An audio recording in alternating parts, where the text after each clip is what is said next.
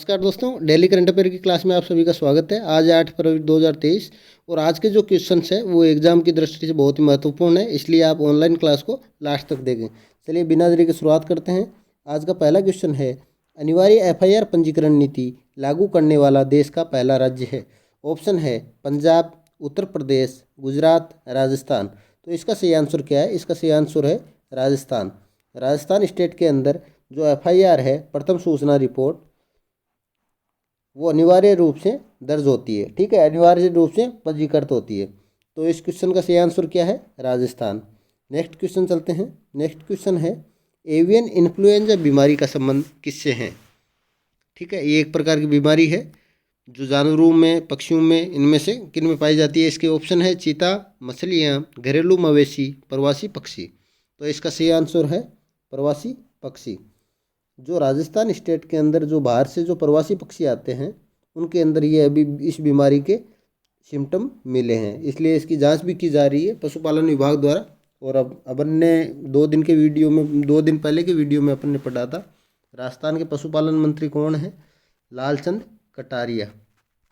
ठीक है, इनका नाम याद रखना। क्वेश्चन में ये भी पूछा जा सकता है कि पशुपालन मंत्री कौन है। तो जो प्रवासी पक्षी है, अभी 2-1 साल पहले अभी जो सांबर लेक है जयपुर के अंदर, खारे पानी की झील है, तो सांबर जो झील है यहाँ पर जो सर्वाधिक प्रवासी पक्षी आते हैं, तो उनके अंदर एक बीमारी हो गई थी। इसके कारण जो हज़ारों की संख्या में है जो पक्षी मर गए थे।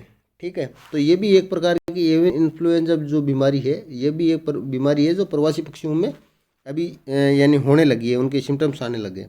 अपन एक दूसरी बीमारी का बात करें तो जो घरेलू मवेशी है, ठीक है, घरेलू मवेशी के अंदर जो गाय है, गाय के अंदर अभी बीमारी फैली थी, लंपी। ठीक है, लंपी वायरस था। ये भी आप याद रखना, लंपी वायरस गाय के अंदर। गाय क्या है? घरेलू मवेशी है। ठीक है, दूसरा क्वेश्चन यही समाप्त हुआ। आज का तीसरा क्वेश्चन है, हरित बॉन्ड जारी करने वाला देश का पहला शहरी निकाय है। हरित बॉन्ड यानी ग्रीन बॉन्ड। तो शहरी निकाय है यानी या नगर निगम है, या नगर पालिका है, या नगर परिषद। चारों ऑप्शन नगर निगम से संबंधित है। ऑप्शन है कोटा नगर निगम, इंदौर नगर निगम, भोपाल नगर निगम और उदयपुर नगर निगम।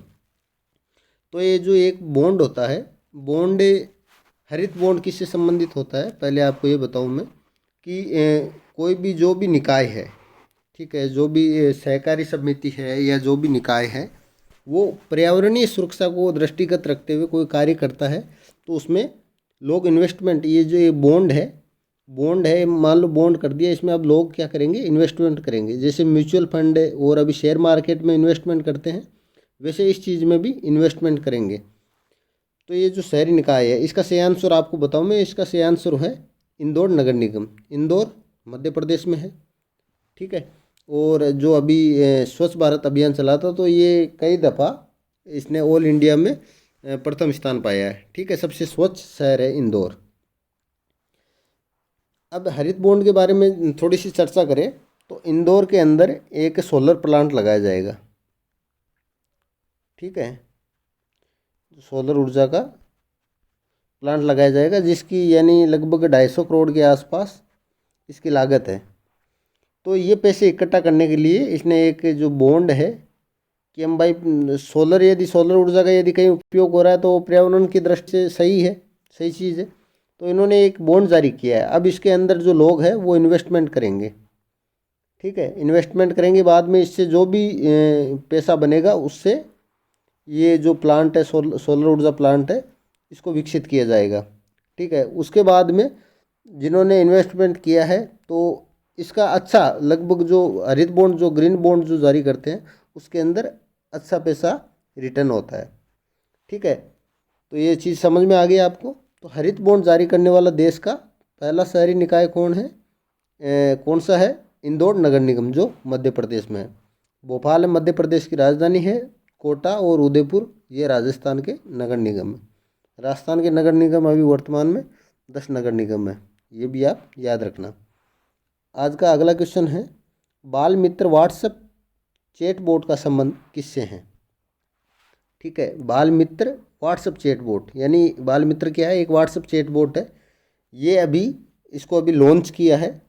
तो कौन ने लॉन्च किया है? ऑप्शन है दिल्ली बाल अधिकार संरक्षण आयोग, राजस्थान बाल अधिकार संरक्षण आयोग, उत्तर प्रदेश बाल अधिकार संरक्षण आयोग, मध्य प्रदेश बाल अधिकार संरक्षण आयोग। तो बाल मित्र जो व्हाट्सएप चैट बोट है ये दिल्ली बाल अधिकार संरक्षण आयोग ने अभी लॉन्च किया है। जो दिल्ली, नई दिल्ली के जो अभी दिल्ली में है, आम आदमी पार्टी की सरकार है, आपकी सरकार है, और आपके मुख्यमंत्री है अरविंद केजरीवाल और शिक्षा मंत्री है मनीष सिसोदिया। मनीष सिसोदिया ये दिल्ली के शिक्षा मंत्री है। तो इन्होंने कल दिनांक 7 फरवरी को ये जो बाल मित्र व्हाट्सएप चैट बोट है इसकी लॉन्चिंग की है। ठीक है, ये किसने तैयार किया है? दिल्ली बाल अधिकार संरक्षण आयोग ने तैयार किया है। तो इसके अंदर है क्या? बाल मित्र व्हाट्सएप चैट बोट के अंदर है क्या कि जो बाल अधिकार संरक्षण आयोग है ये जो बालकों के अधिकार है उनके लिए कार्य करता है। ठीक है, बालकों के संरक्षण व अधिकार के लिए कार्य करता है। तो इसके अंदर जो ये आयोग है, आयोग और बच्चों के बीच में जो दूरी है उस दूरी को पाटने का काम करेगा ये।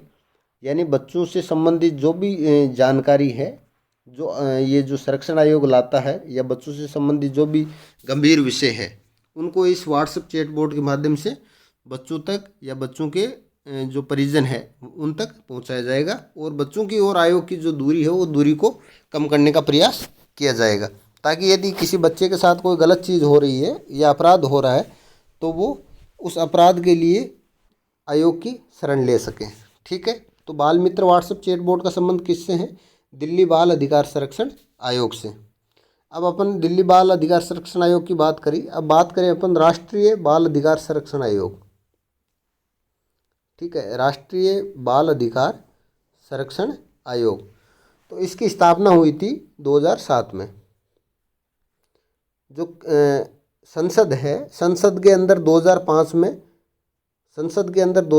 में एक अधिनियम, जो एक विधेयक बना था, अधिनियम बना था एक। ठीक है, बालक अधिकार संरक्षण अधिनियम 2005, इसके तहत राष्ट्रीय बाल अधिकार संरक्षण आयोग की स्थापना हुई थी 2007 में।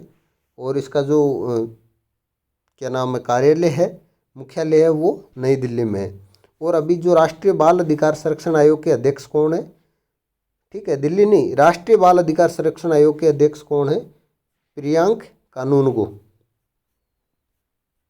ये क्वेश्चन आपके इम्पोर्टेंट है, ये भी, प्रियांक कानूनगो ये राष्ट्रीय बाल अधिकार संरक्षण आयोग के अध्यक्ष है। और राष्ट्रीय बाल अधिकार संरक्षण आयोग की स्थापना हुई थी 2007 में। कौन से अधिनियम के तहत? बालक अधिकार संरक्षण अधिनियम 2005 के तहत 2007 में स्थापना हुई। नई दिल्ली में इसका मुख्यालय है, और इसके वर्तमान में चेयरमैन कौन है? प्रियांक कानूनगो। ठीक है, ये क्वेश्चन ये समाप्त होता है। आज का नेक्स्ट क्वेश्चन है, सूरजकुंड अंतर्राष्ट्रीय शिल्प मेला 2023 कहाँ आयोजित हो रहा है? इसके ऑप्शन है हरियाणा, राजस्थान, बिहार, मध्य प्रदेश। तो सूरजकुंड अंतर्राष्ट्रीय शिल्प मेला यानी जो शिल्पकारी से संबंधित है। ठीक है, शिल्प कला से संबंधित है। तो इसका आयोजन कहाँ हो रहा है? इसका आयोजन हो रहा है फरीदाबाद में।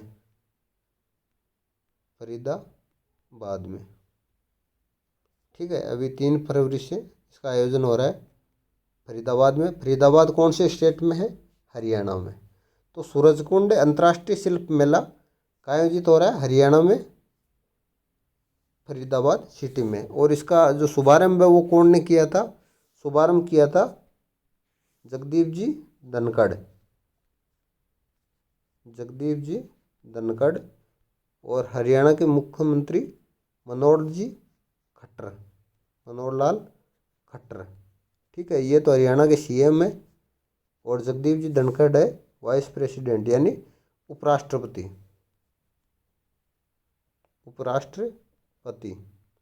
ठीक है, इन्होंने जो सूरजकुंड अंतर्राष्ट्रीय शिल्प मेला 2023 है इसका शुभारंभ किया था। कहाँ किया था? फरीदाबाद, हरियाणा में।